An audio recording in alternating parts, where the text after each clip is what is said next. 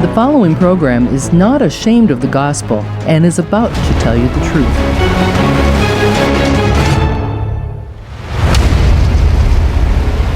It was a difficult admission in front of the church he founded east of Atlanta. Bishop Jim Swilley has been married twice and is the father of 4, but 1 week ago, he says he was moved to share that he's gay. I know a lot of straight people think that orientation is a choice. I want to tell you that it certainly is not. He says he's coming out now because of gay suicides. Every one, he says, is one too many. He says he hopes his truth will save a life. To think about saving a teenager, yeah, I'll risk my reputation for that. The definition of marriage, God instituted marriage. Marriage is between a man and woman. God is the one who defines the limits for marriage. He's the one who gave marriage. For us to say what marriage is apart from what God says marriage is wrong. I do know this. I do know I'm called to love everybody. I am not allowed to hate anybody as a Christian. In fact, the Bible says I'm to treat everyone with dignity, everyone with respect, everyone with love. And what I worried about is that if you disagree with somebody today, you're often called a hater. I don't really hate anybody.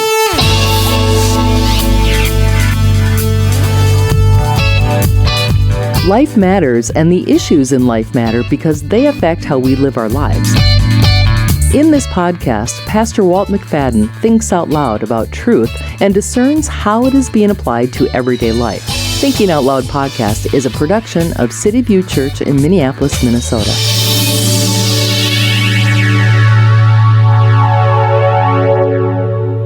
Pastor Walt, we're back with Thinking Out Loud again, and this time we're going to talk about something that is very dear to my heart. I love the hard questions. I just love thinking about things that are not easily answered, and I like talking about things that people aren't talking about. And you're going to talk about hard questions that we rarely hear in Christendom today, especially in the church, because you guys, the pastors, don't want to rattle anybody's cages. They don't want to cause any ripples in the congregation, so they avoid some of these hard questions. So you have hard questions today. What's your first one? Well, this was your idea. This is a great idea. I love this idea. I've been thinking about this idea for the last couple of weeks. Good. So then you got some real hard ones today. I got some. I'm going to start with a real soft one here. I'm going to just bring us in nice and light. You know me. That's not going to fly. Here's my first question. All right. Whose idea was gay marriage? Whoa. Is that God's idea? Well, certainly not. I guess that's the point of the question is people don't ask those kinds of questions. Oh, that's it's phrasing a question in a way that gets you to really think, whose idea? What is the source of this? Who invented this idea? Who came up with this idea? That's a very good question. Well, how would you answer that? Well, it's kind of neutral. It's sort of like how we handle the subject of abortion, and that could be another tough question. We have so many things involved in the abortion issue. For example, if a woman is pregnant and she's killed and the baby dies, it's a double murder. Well, that tells you right there, abortion is murder. But we ignore that. Oh, that's isolated cases and those. There isn't any clear-cut right and wrong. We just make a subjective call. And that's what we're doing with the issue of gay marriage. And my question is, not so much is it right or wrong in this case, and should the church tolerate it? Should we fight against it? What's our approach? But just I'm asking, who's the source of the idea of gay marriage? Because the Bible says all things were created by him and for him. And if you go back to the root of everything, everything is rooted in God's law. But Satan came and established his own law. So it's really a faulty worldview that comes from. And that's where this subjectivity, this lack of moral absolutes that's creeped into our culture in the last, really it's 100 years now, beginning in the 20s, the lack of clear directives from God. And that's creeped into the church, and now it seems like it's a landslide. It's like a snowball going down the hill. It starts in little ways, in little pockets, and now it's creeping into the evangelical church. And now the evangelical church has men who are well known that are starting to hedge on this issue And certainly there are many evangelicals coming to church on Sunday and thinking to themselves, just like Obama, oh, he's just saying that for now. He really doesn't believe that gay marriage is wrong. We have to accept all things and accept gay people. And again, it's not just a faulty worldview, it's a lack of a biblical worldview. The Bible tells us a specific story that creation fell, and it fell into the hands of the oppressor, Satan.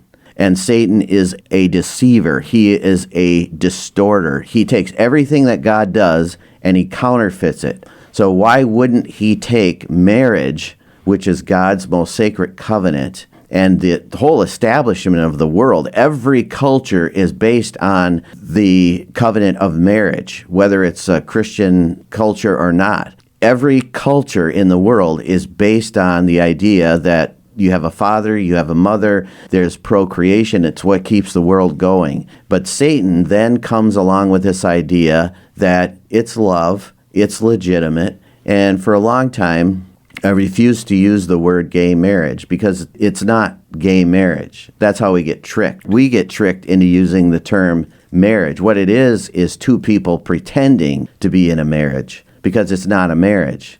And we gave up that argument first. First, we adopted the term gay marriage, and then it gave it legitimacy. It's just a different kind of marriage. And then now it's legitimate. It's like any other marriage. There's the male figure and there's the female figure, and what they're doing is they're pretending. So my first question is, who thought of that idea in the beginning? God think of that idea, or did Satan think of that idea? Oh, it's absolutely Satan. He's out to destroy and to rob and to steal from people. You know, I was thinking about that. Once you open the door to any of these things, right, it just starts with, well, just don't say anything, don't tell. And now all of a sudden, everything is just full-blown, and they don't want just rights. They really want to punish people for not accepting their idea. Satan, he loves to destroy the innocence of people. I mean, look at the abortion. At first, abortion was simply a fetus. It was in the first trimester you could abort it because there wasn't really anything there. But now, many years later, you can have a baby born, as you know, and you've talked about it. You can have a baby born live, and you can allow it to die on the delivery table simply by ignoring its physical needs of nourishment. And that's acceptable, Pastor Walt. How does it get there, and whose idea was that? Well, Christian said in the beginning, gay marriage doesn't affect my marriage. That was the initial. Well, I teach something to my congregation that our behavior always affects other people. If you're just sitting in your house and you're just watching your television, your behavior is affecting other people by not being there, by not being active in the world. And so we are supposed to be the salt and light, and by standing on the sidelines and allowing these things to be taught to our children and allowing them to fester and begin to grow in the church, and pastors not hitting it head on. They don't want to hit it head on. That's where you need to hit it, at the very beginning. This issue is too divisive, so I'm just not going to bring it up. I'm not going to talk about it in the first place. There's a woman that came to our church. She had come to our church years before, and she came after many years, and she said she was really struggling with this issue. And I happened to say on that particular Sunday, without question, gay marriage is wrong and sin. And living the homosexual lifestyle is wrong and it's sinful. And for her, she said, well, that just solved it for me. I just needed to hear that. I needed somebody to tell me that it was right or wrong and give me a clear directive on it. And our people in our congregation, in most cases, are begging pastors to talk about these issues and address these issues, but they won't do it because they feel it's too controversial. Well, I have a story like that. I had asked an elder of a very popular, very large church here in the Twin Cities why the pastor of that church never talked about these controversial issues. And the response at first seemed logical, reasonable. The response was by the pastor, I don't want to preach anything that's going to divide people and keep them away from salvation. Now, logically, you think, well, okay, that sounds reasonable. But then when you begin to ask that same question, like your story with this lady, where are they going to get the information from? If it doesn't come from their pastor, they're going to search for it somewhere else. Well, what happens if somewhere else gives them the wrong information? Who's to blame in this? I think spiritually, he is the shepherd. He should be addressing the dangers of things in society that people are questioning. Well, let me tell you right off the bat, a lot of people are going to go to hell over the gay marriage issue because they're not willing to accept the teachings of Jesus. This really goes to the heart of the gospel, and it gets me a little bit upset. It gets me a little riled up when I hear pastors say those kinds of things. Jesus looked at the rich young ruler, and he understood this issue is going to keep you out of the kingdom of God. Even if it doesn't keep you out of church, you're going to be an ineffective disciple. Either you're all in or you're not. And so he went after that issue. It goes to the heart of the gospel. Who does Jesus say that he is? This is out of my sermon from last Sunday. And then Jesus asked that question, who do men say that I am? Well, you're the Christ, the Son of the living God. We just came out of Easter Sunday. Millions of people confess that, Larry. They said Jesus Christ is the Son of God, but they have no clue what that really means. And it will not affect their life in any manner. And then Peter says, hey, you're not going to the cross. I always wondered, why did Jesus make people wait to talk about him being the Messiah? Because he didn't want them to get the idea of a false Messiah.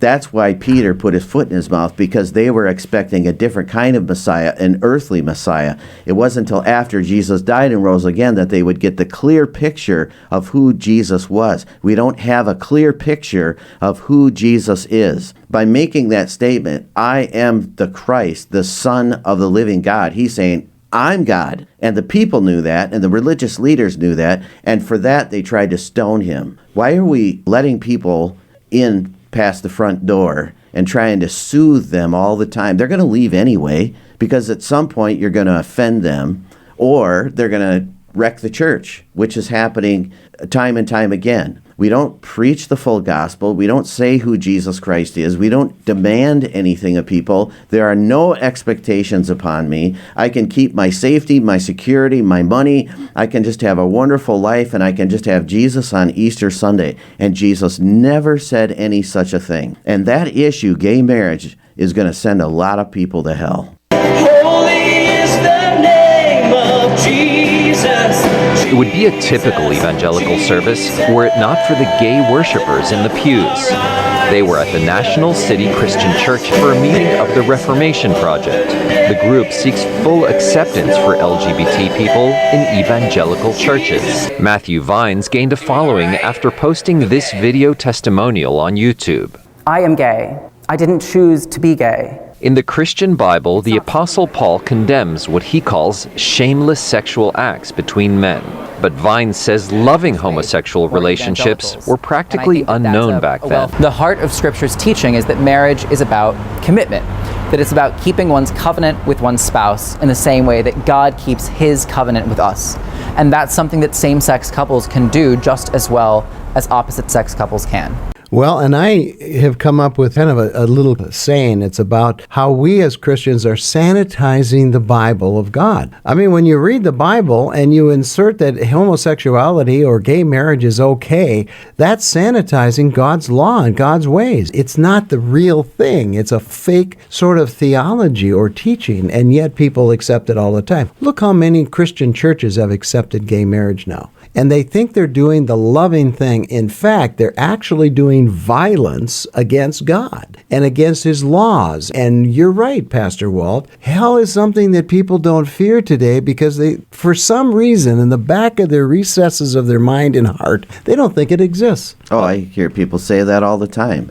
I don't believe that hell is real, and really the worst case scenario is I'll just be put to sleep. But ultimately, I hear people say things like, well, you know, Hitler did terrible things, but at least he should be let out of hell after 2 billion years. I mean, who does God think he is to throw somebody into hell for eternity? You know, those kind of ridiculous arguments that are just nothing more than speculation. And that's what we do. We just kind of speculate. Well, I think God would be okay with this because, you know, Jesus loved sinners, and certainly he had people in his circle that were homosexual. And my question is, did the person who was a tax collector or the person who was a prostitute, or let's suppose the person who was a homosexual, were those people comfortable living that lifestyle among Jesus? No. They said, I'm going to give this life up. I'm going to follow you, Jesus. I'm going to renounce that. I'm going to give up my money. and I'm going to repay everybody that I've taken from, and I'm going to come and I'm going to follow you. And homosexuality requires the same thing. And then now we're into this slippery slope of transgenderism. And I just found out about a church where a friend of yours and mine serves on staff. They have a transgender grandson who's come into the church, and the staff are all stumbling over themselves. How can we make this comfortable for this person? How about get some guys around him and show him what it's like to be a man and love him out of that lifestyle? Because most of the people that start in transgenderism or homosexuality are going to leave anyway. What are they getting from the church? They're getting no help at all. You're fine, just stay the way you are. About this issue gets a bigger pass than any other issue. What other sin do we allow in the church? When an alcoholic comes in, do we say, oh, that you were born that way, you can just stay that way, you don't have to change? Or a person who's committed a crime or a felon or something. We don't allow people to stay and remain in any lifestyle. Oh, Satan is so crafty. Oh, he is crafty. So absolutely deceptive. You know, I was reading through this 10th chapter of Matthew, and it addresses this kind of thing, because in the 10th chapter, it talks about Jesus telling his disciples to go and minister. Now, when I read it, I thought, boy, that doesn't fit into the modern church, because this is what he told them to do. He said, and as you go, preach, the kingdom of heaven is at hand. Heal the sick, raise the dead, cleanse the lepers, cast out demons. Freely you've received, freely give. And I'm going, I haven't seen that in modern church for a long time. So does that mean, Pastor Walt, and this is a theological question for you, does that mean that ministry in that context in the first church was only meant for them, or is that meant for all of us that follow Jesus? Well, that's the deception again, that it's the secularization of the church. The church has moved away from God's power and into human power. What do we do in the church that's in God's power?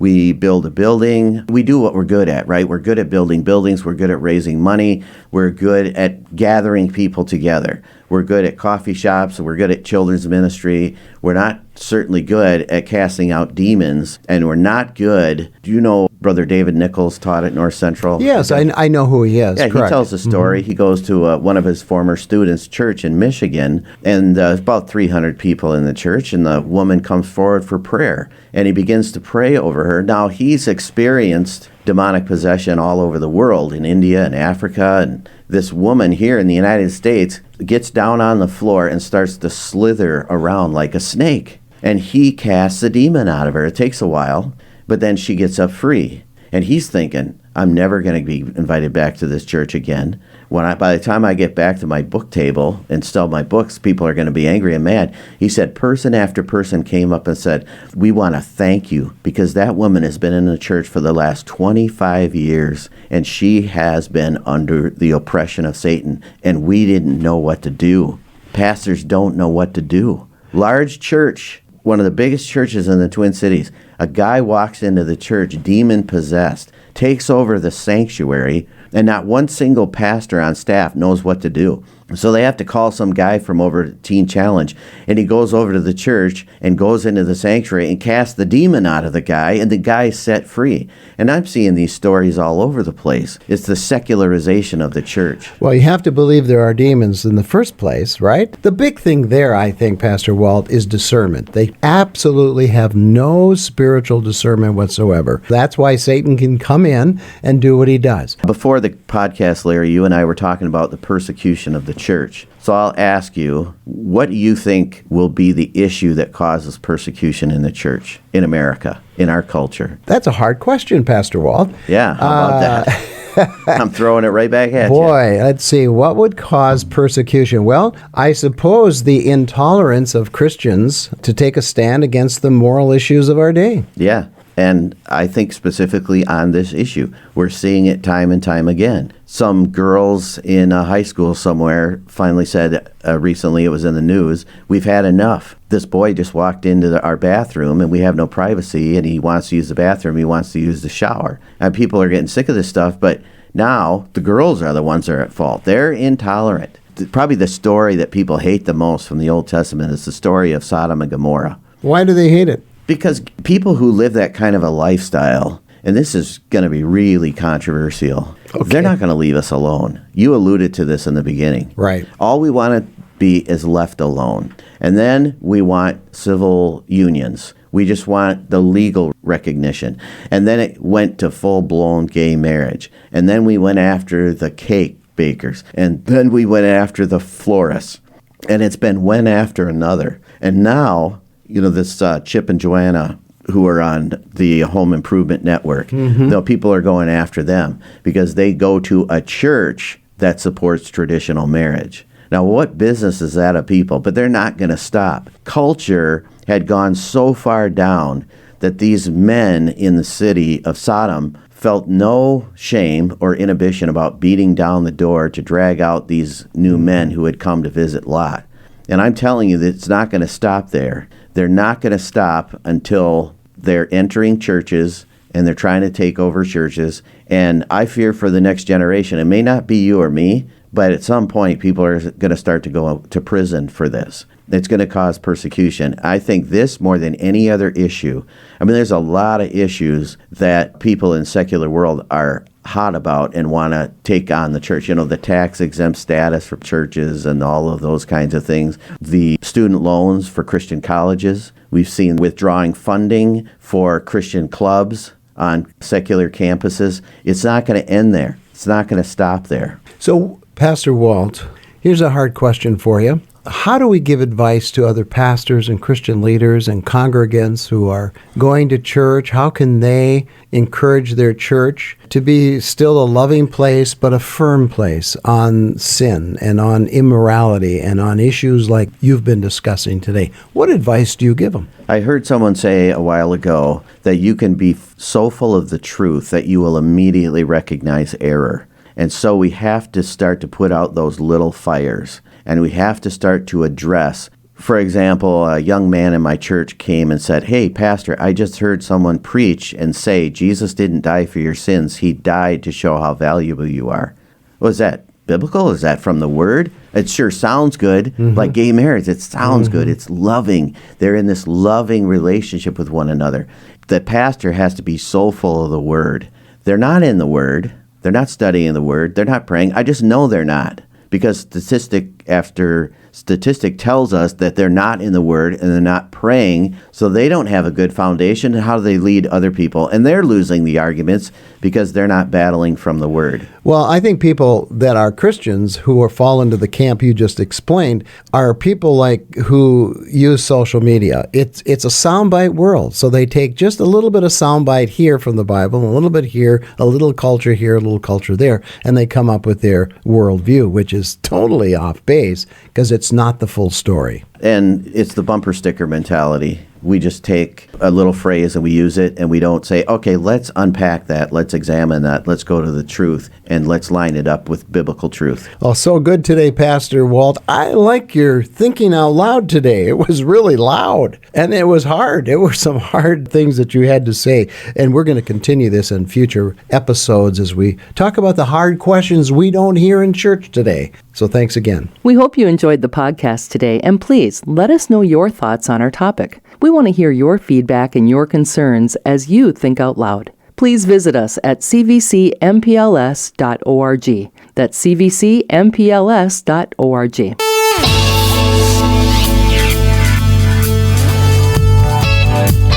This podcast is listener supported. Please consider how you can help by going to our website at cvcmpls.org.